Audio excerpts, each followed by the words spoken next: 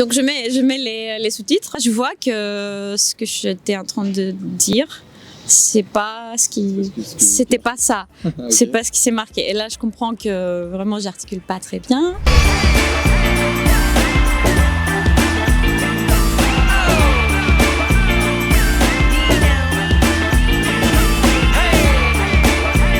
Donc bienvenue, on est ravis de t'accueillir aujourd'hui pour un nouvel épisode des créateurs de contenu. Est-ce que tu pourrais te présenter? Alors bonjour, moi c'est Stella. J'ai 33 ans, je suis architecte d'intérieur, décoratrice et créatrice de contenu sur la thématique de la déco sur Instagram et TikTok. I set my own salary, living a dream, the alternate reality. Cash rules, that's my everyday mentality. Guess that's why all these haters are mad at me. Oh no, you digging the flow. Music's chilling while I'm spilling these feelings, it's cold. Pick the best out, soon as they enter my glow. I'm like the US to a British shit, I'm still in the show. Like step in my lane. Alors tu es architecte et décoratrice d'intérieur. Depuis quand exerces-tu ce métier? J'ai commencé à travailler en tant qu'architecte d'intérieur en 2016 où j'ai monté ma boîte et depuis voilà je travaille À 100%. à 100%. Ouais. Bah là je fais un peu des réseaux sociaux aussi, mais voilà. Donc comment est-ce que tu as découvert cette passion, ce métier? J'ai beaucoup décoré. Ma maman elle est très très forte, donc on a fait beaucoup de déco ensemble quand j'étais petite. Après c'est vrai que j'ai toujours aimé ça. J'ai beaucoup joué à Sims aussi. Ça me plaisait bien d'avoir tu sais les budgets illimités. Ouais. Donc je voulais décorer les maisons, les appartements.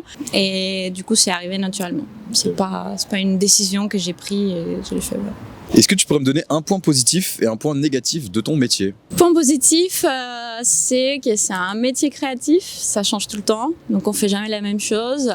Quand on a un client qui a un beau budget, nous aussi on se fait plaisir parce que on se retrouve dans des appartements ou des maisons incroyables et on peut acheter du mobilier, de la déco vraiment de très bonne qualité que probablement nous on pourrait pas se permettre de s'acheter nous-mêmes. Donc on se fait plaisir à travers les clients et ça je trouve ça très cool pour les personnes qui aiment la déco. Après les autres voilà.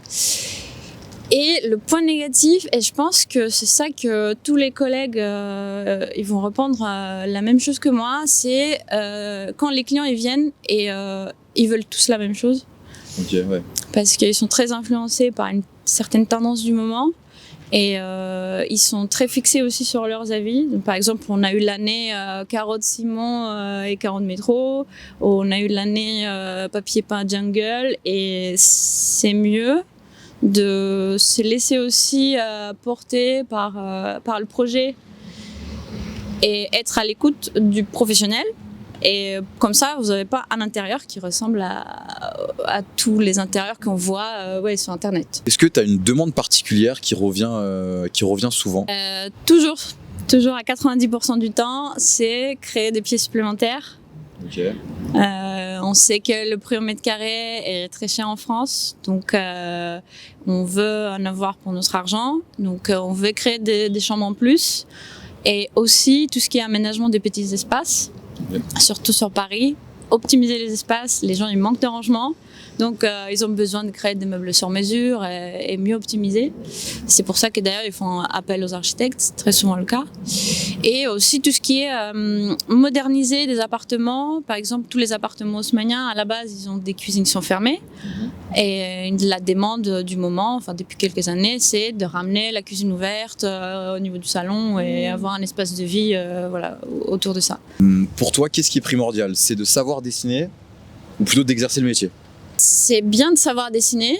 Quand on fait les études d'archi, on dessine beaucoup. Okay. Mais pour être honnête, là, je ne touche pas un crayon. Moi, personnellement, j'utilise que des logiciels. C'est beaucoup plus facile et c'est sûr que savoir dessiner c'est bien, ça a son charme pour montrer des croquis aux clients, mais quand on doit modifier, ça veut dire qu'il faut tout refaire. Ouais. Est-ce que tu pourrais me donner les capacités, les compétences pour une personne à devenir décorateur? C'est sûr qu'il faut avoir une sensibilité, il faut avoir le côté créatif, il faut être curieux.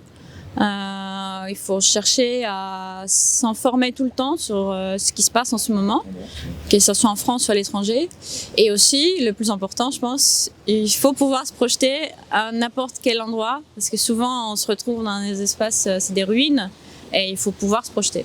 Est-ce qu'il y a un chantier qui t'a particulièrement marqué, que ce soit positif ou négatif, la manière dont il fallait agencer quelque chose ou une demande particulière, tu te dis pourquoi il me demande ça? Est-ce que tu as vraiment un chantier particulier qui t'a marqué, que ce soit positif ou négatif? À chaque fois que je termine un chantier, je dis oh, celui-là c'était mon préféré. Ouais. Et après j'enchaîne sur autre chose et c'est encore je kiffe.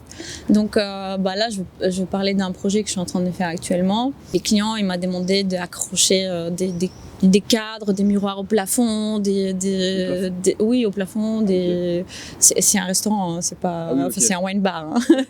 Mais des miroirs au-dessus. Non, c'est pas ce que tu crois. Et on a ramené un peu, il m'a demandé aussi un côté mamie, donc on a un peu, mamie, c'est-à-dire de la décoration un peu mamie, donc des choses, carreaux, etc. C'est ça? des tapisseries florales, des choses comme ça. Et du coup, quand on voit la demande, on dit et en vrai, le rendu va être très très sympa. Donc j'ai hâte de finir, c'est quasiment la fin, et de le poster sur les réseaux. J'espère que les gens ils vont aimer. Donc sur TikTok et Instagram, tu donnes des conseils donc en déco, aménagement. Depuis combien de temps tu es sur les réseaux sociaux maintenant? Depuis un peu moins d'1 an. Okay. Avant, je postais principalement des vidéos de mon chien, comme tout le monde. Et après, une de mes meilleures copines m'a vraiment poussée pour montrer mon travail. J'avais très peur au début parce que j'avais peur que les gens ils aiment pas ou qu'ils vont me juger. Donc je commençais en mettant des finger snaps, tu sais, les avant-après, que je faisais au fur et à mesure avec mes projets. Et puis au bout d'un moment, je me suis dit, ok, je vais me mettre devant la caméra, je vais parler. Encore, j'avais très peur parce que je me suis dit, je vais faire des fautes, les gens ils vont juger mon accent, je parle pas très bien. Et c'est vrai que même aujourd'hui, donc je mets les sous-titres qui sont automatiques. Okay. Et là, je vois que ce que j'étais en train de dire, c'était pas ça. Okay. C'est pas ce qui s'est marqué. Et là, je comprends que vraiment, j'articule pas très bien. Mais finalement, les gens, ils sont plutôt positifs. Et du coup, une petite communauté s'est créée. Et maintenant, je profite, c'est super. Est-ce qu'il y a des couleurs de peinture ou des objets déco qui sont pour toi, cette année, quelque chose à pas rater?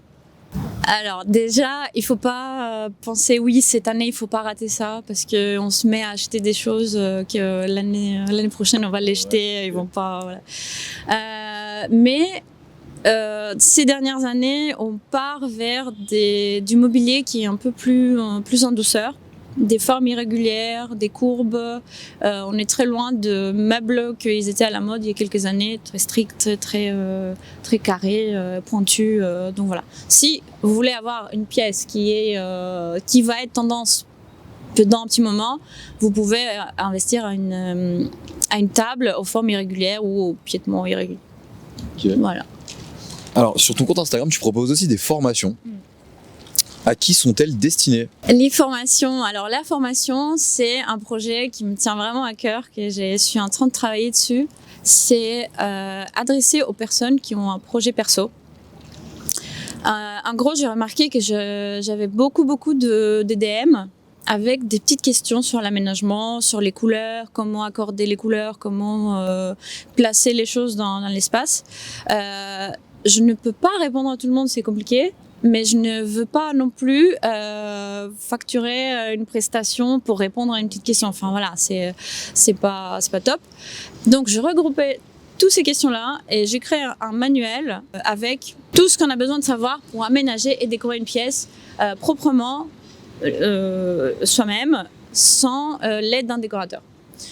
Donc il y aura des conseils sur l'aménagement, les couleurs, les textures, les lumières. J'ai aussi une grande partie où j'ai repris toutes les questions que je reçois souvent sur les réseaux et j'y réponds avec des images.